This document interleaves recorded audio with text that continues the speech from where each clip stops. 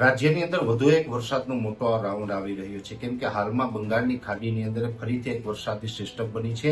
અત્યારે એ સિસ્ટમ છે ભુવનેશ્વર અને વિશાખાપટ્ટનમની વચ્ચેના ભાગો ઉપરથી પસાર થઈ રહી છે. એ સિસ્ટમ છે એ 700 HP લેવલે સક્રિય છે અને સિસ્ટમ છે અત્યારે વેલ માર્ક લો પ્રેશરની કેટેગરીમાં છે. સિસ્ટમ છે તે ખૂબ મજબૂત છે અને આ સિસ્ટમ ધીમે ધીમે ઉત્તર પશ્ચિમ દિશામાં આગળ વધી રહી છે.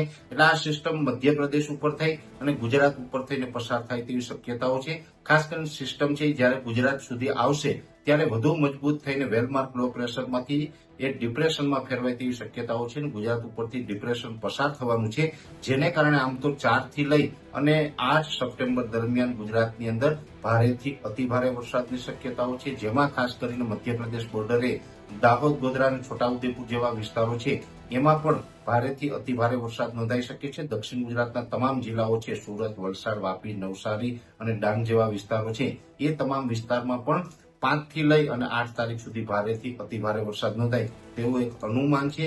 એ સાથે સૌરાષ્ટ્રના બોટાદ, ભાવનગર, અમરેલી, ગીર સોમનાથ અને જુનાગઢ જેવા વિસ્તારો છે એમાં પણ 7, 8 અને 9 તારીખ દરમિયાન અતિ ભારે વરસાદ નોંધાય. લગભગ આપણે 10 થી લઈને 15 ઇંચ સુધીના વરસાદ નોંધાય તેવી શક્યતાઓ દેખાઈ રહી છે. પશ્ચિમ સૌરાષ્ટ્રના વિસ્તાર છે, જેમાં દ્વારકા, જામનગર અને પોરબંદર જેવા વિસ્તારો છે, એ વિસ્તારોમાં પણ 7, 8 અને 9 તારીખ દરમિયાન અતિ ભારે વરસાદ જોવા મળે તેવી શક્યતાઓ છે. 5 થી લઈ અને 12 ઇંચ સુધીના વરસાદો છે પશ્ચિમ સૌરાષ્ટ્રમાં પણ જોવા મળી શકે છે.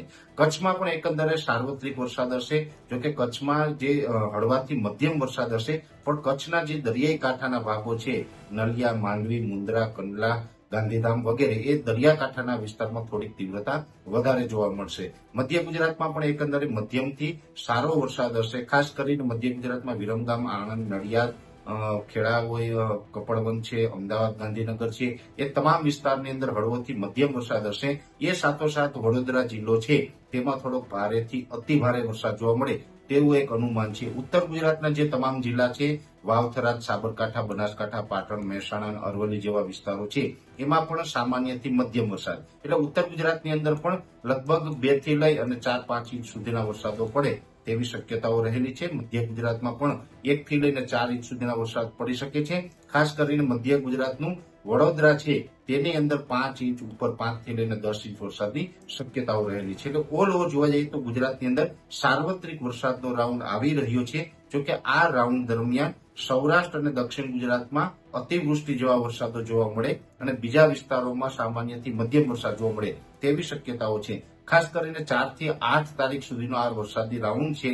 આ રાઉન્ડ પૂર્ણ થાય પછી પાછળથી પણ એના આફ્ટરશોકના ભાગરૂપે લગભગ 11 તારીખ સુધી વરસાદ છે કન્ટિન્યુ જોવા મળશે. ખાસ કરીને આ સિસ્ટમ છે અત્યારે ઉત્તર પશ્ચિમ દિશામાં આગળ વધી રહી છે. અમે સતત એને ટ્રેસ કરી રહ્યા છીએ, એના ઉપર નજર રાખી રહ્યા છીએ. આમાં જે વરસાદની શક્યતાઓ છે એમાં કોઈ અમુક વિસ્તારની અંદર અતિશય ભારે વરસાદની શક્યતાઓ હશે તો પણ અમારા તરફથી એની માહિતી આપવામાં આવશે. પણ અત્યારે આપણે ડરવાનું કે ગભરાવાની જરૂર નથી, સાવચેત રહેવાનું જરૂર છે, કેમ કે વરસાદ છે એ ચોક્કસથી મોટો રાઉન્ડ આવી રહ્યો છે અને ગુજરાતની અંદર 2025ના ચોમાસાનો આ છેલ્લો રાઉન્ડ પણ નથી. આના પછી પણ હજુ વધુ વરસાદના રાઉન્ડની પણ શક્યતાઓ રહેલી છે.